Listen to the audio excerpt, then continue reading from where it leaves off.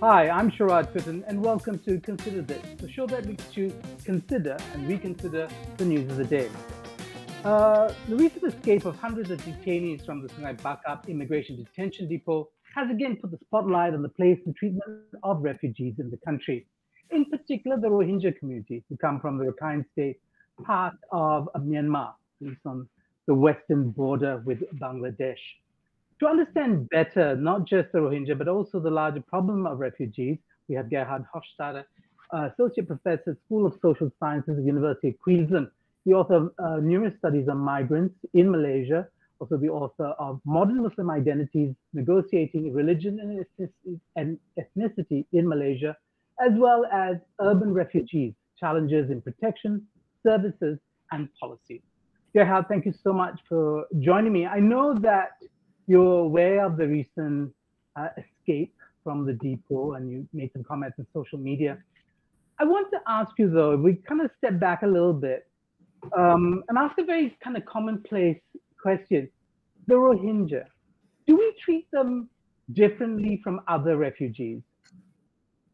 Yeah, thanks, Sharaad, and good to be here. And can I just flip back to your intro and reframe it not as a problem of refugees? Because too often I think refugees and migrants are seen as problematic or a problem. But I think we want to reframe that and look at the broader spectrum of issues surrounding this. And some of them are, from the government and from other parties. So to the question, are we treating, or is Malaysia treating Rohingya refugees differently? I think it's important to note that Malaysia is not a signatory to the Refugee Convention or the protocol, so does not legally recognize refugees in any way or form. Therefore, refugees only exist as undocumented migrants in Malaysia under the Immigration Act.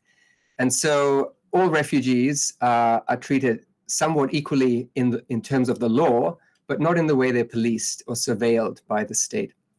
Rohingya are the largest refugee group in Malaysia. There's the UNHCR, the United Nations High Commissioner for Refugee in Malaysia, registers refugees, and they've registered around 150,000, of which 100,000 are Rohingya. So they're the largest group, and that's underreported. I would say there are many more. In terms of their treatment, I think in Malaysia has always treated refugee groups quite differently. So if we look historically, Filipino Moro were given IMM 13 visas, work rights in Sabah for a number of years.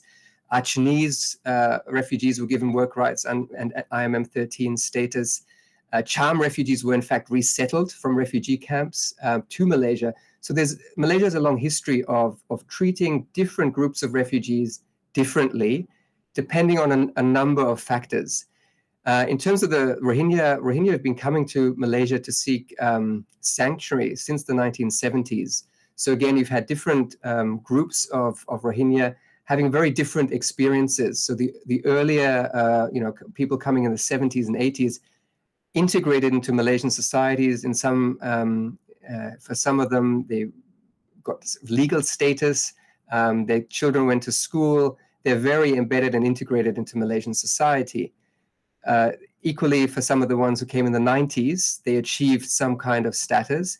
But I think since 2015, there was a rapid acceleration of refugees fleeing the violence, the genocide in Rakhine state to Bangladesh and onwards to Malaysia, and that increased the numbers. So Rohingya weren't the largest refugee population in Malaysia for a long time, but that really changed dramatically over the last 10 years. Especially since 2015. You have actually made an argument in an academic paper. You argue, and I could quote you here, it says, the recent Malaysian history of refugee treatment presents a case for Muslim solidarity, but one tempered by a prevalent racism in Malaysia against people from the Indian subcontinent. Help us understand that. Well, as I just mentioned, for instance, the Cham, who have a very long history, especially with Kelantan and Terengganu. So Cham used to come to the Malay courts to seek sanctuary when there were political issues in Cham state. And so there've been communities of Cham in Malaysia for a very long time. And there's been this exchange, and they share cultural and religious traits. which goes some way in explaining why Cham were accepted by Malaysia in the 70s when the Indochina War broke out, and when Cham were persecuted by the Khmer Rouge in Cambodia, that the Malaysian government went so far as to resettle them to Malaysia and provide them through Perkim with welfare for a number of years. And I think that is because there was a Muslim solidarity, but there was also a cultural affinity because Malaysians understood the Cham. They had ongoing relationships with Cham people that were enduring and long-standing. On the other hand, with refugees from Rohingya, I think there is a racist element to how Rohingya are being treated. Rohingya are often deemed to be Bangladeshi by both the Myanmar state, which is at the heart of the problem of them being stateless, but it also plays out in Malaysia when Malaysians identify or perceive Rohingya refugees as Bangladeshi migrant workers with the associated racist attitudes many Malaysians have, unfortunately, against Bangladeshis or generally people from the subcontinent. And Garrett, just to jump in there and say, when you present these views, and have you presented these views to Malaysian authorities? I mean, what is the response to your assertion that underscoring this? Because the Moro, are Muslims, the Atenese are Muslims, Palestinians are Muslims, they're all Rohingya Muslims. But you're saying that there's a racist dimension to this. I mean, what do they say to you when you present this view? Well, most Malaysian authorities sadly don't listen to me, don't engage with my arguments on that level. But I think there is a broad understanding and acknowledgement that, in fact, most countries are quite racist, or people in most countries are racist. It's just that people direct their racism against different kinds of people. In Malaysia, I think Indians, Bangladeshis, people with darker skin colors tend to be subjected to more racism than others. And we've seen that in the treatment of refugees. For instance, during the breakup of the Yugoslavia, Mahathir made a big deal out of saving a couple of hundred, kind of white Muslims from Bosnia and giving them sanctuary, IMM 13 visas, and on the basis of Muslim solidarity. But there was a kind of race element to that he could play on the international domain. I think that's another aspect, the politics of it. Rohingya are generally not very politically connected. For instance, in Malaysia, the other largest group of refugees have been the Chin from Chin state in Myanmar.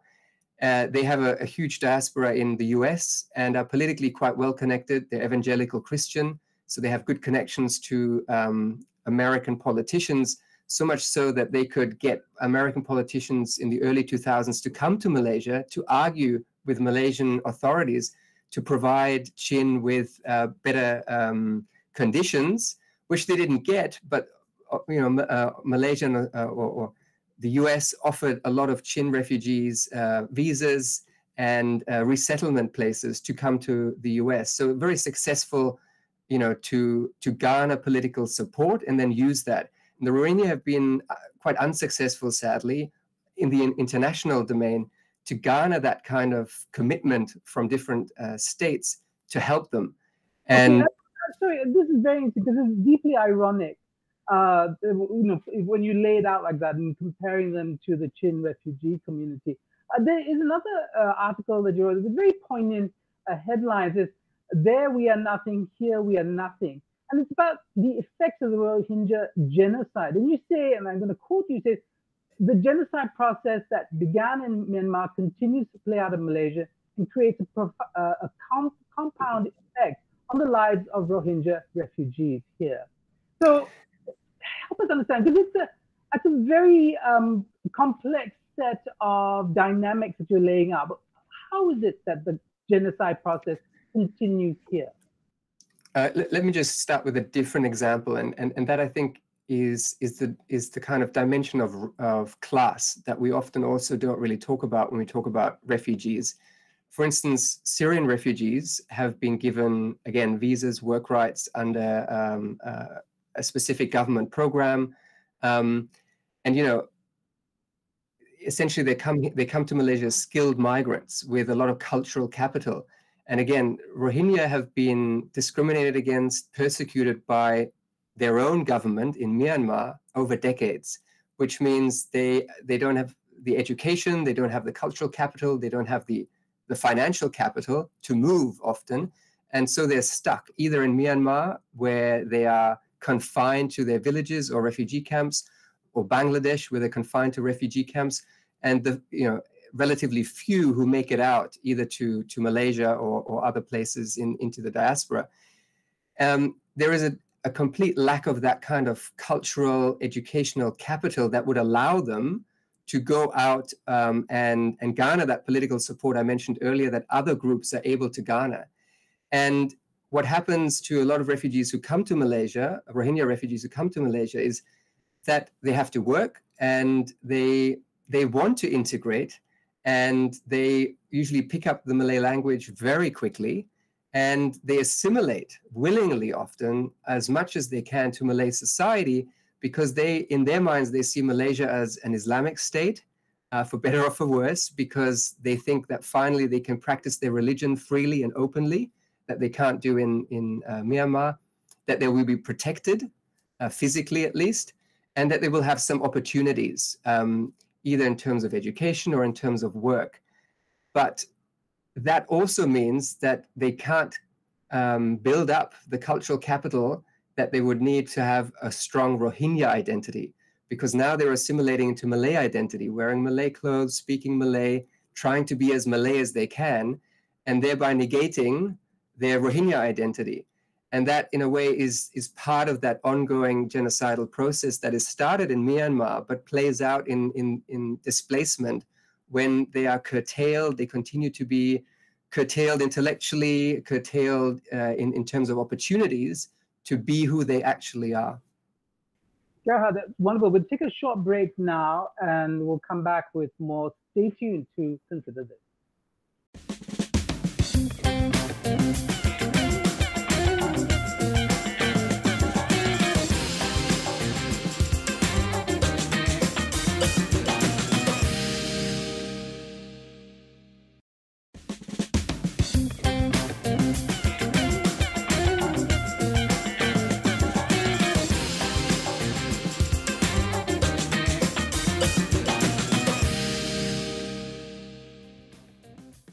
Welcome back to Consider This. I'm Sharaad Kuttan. I'm speaking to Gerhard Hofstadter, Assistant Professor at the University of Queensland, and we're talking about the Rohingya community. And there's a larger refugee problem, or as Gerhard reminded me, it's really not, they're not the problem. It is, in fact, the structures in which they have to negotiate that present problems. And I want to ask you this, you have written about the ways in which, especially the undocumented refugee, somebody who's an asylum seeker but hasn't got UNHCR protection, somebody who hasn't got the right to work here, tries to find a place in the city.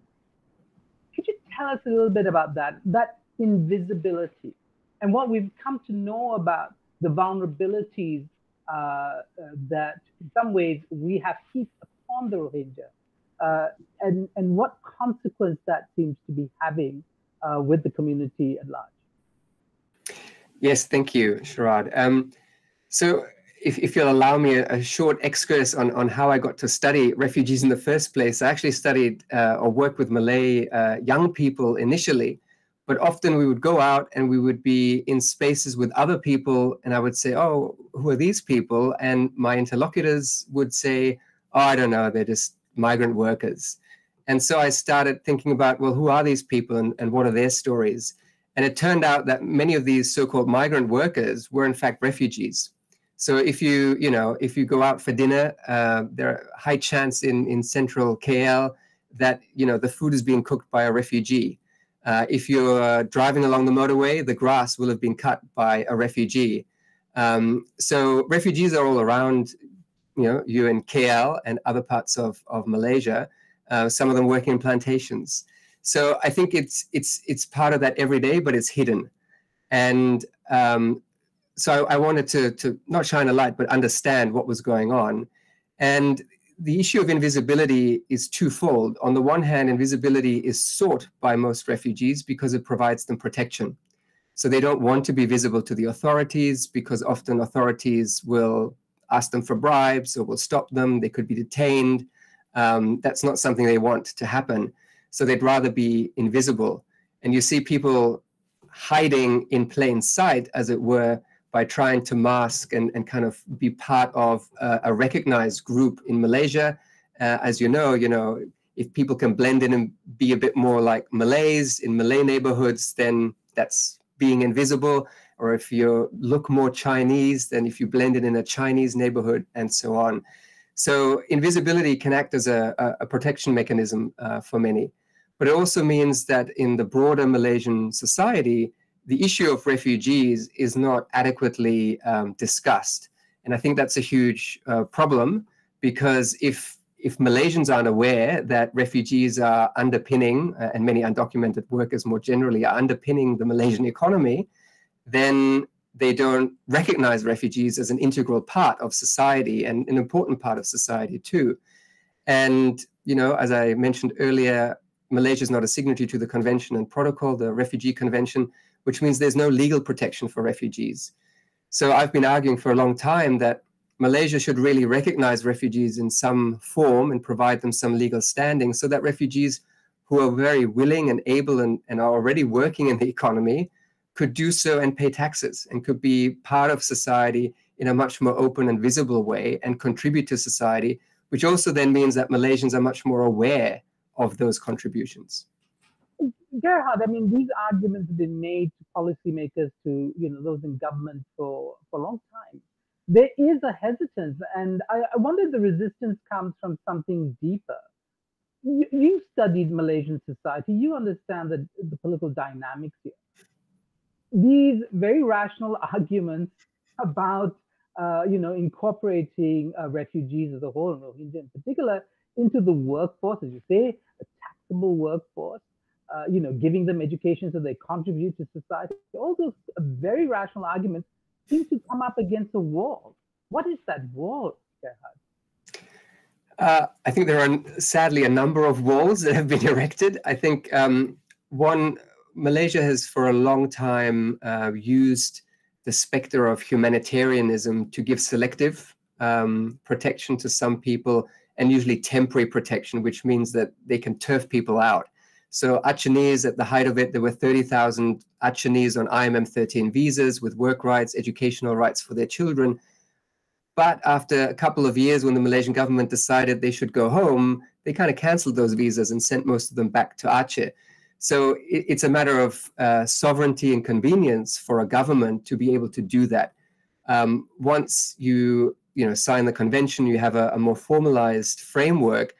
Usually the next question is, well, how do you formalize status? And then how do you integrate people into society, and how can they stay? And I think in Malaysia, because of the demographic political games that continue to be played around the kind of major ethnic groups and the politics around that, Malay, Chinese, Indian, that has been sometimes used by the government. For instance, the Moro and the Project IC, infamously in Sabah, where many Moro were naturalized in effect, made Malaysian citizens, in fact, in many cases, which changed the demographics quite considerably in Sabah. And so there is that potential to do, the wrong thing politically, out of, which might work for a government at a particular point in time. As you say, the more rational argument would be to have an equitable framework where everyone has the same kind of access to this, and it's not selective. But if, as you say, the Rohingya themselves see assimilation into the majority community as the way to go, that's their own perspective on the dynamics, wouldn't it then be beneficial? Though, the numbers must be rather small when you think about the overall electoral role. I don't know how impactful that could be. But if that was the logic, if assimilation is the logic and into the majority community, what is the problem for the state then, if it is there essentially to protect majority interests?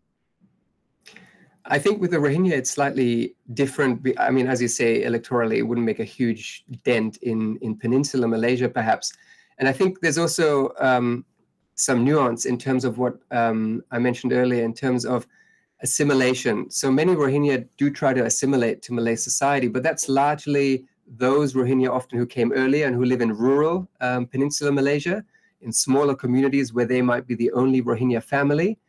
In neighborhoods where the Rohingya have become either, the dominant group or a large minority, they do retain more of their uniqueness or their own cultural traits, which are sometimes seen as, or deemed hostile by people who live there. So we had some issues around Selayang Market a couple of years ago, and the politics around others, foreigners, being in Malaysia and doing things, working, is often, again, used by the government in terms of being seen as a strong government, and governments all around the world do this. This is not a Malaysian trait, but immigration controls, detention, in the Australian case, the externalization of the border. These are all mechanisms of governments to make themselves look strong to the electorate.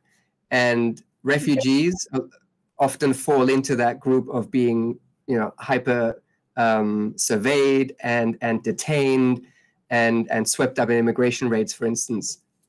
Yeah, you point to something that happens on a almost annual basis, which is the hysteria over some part of the capital being occupied by foreigners, taken over by foreigners. That seems to be part of the kind of hysteria whipped up by some segments of the mainstream media.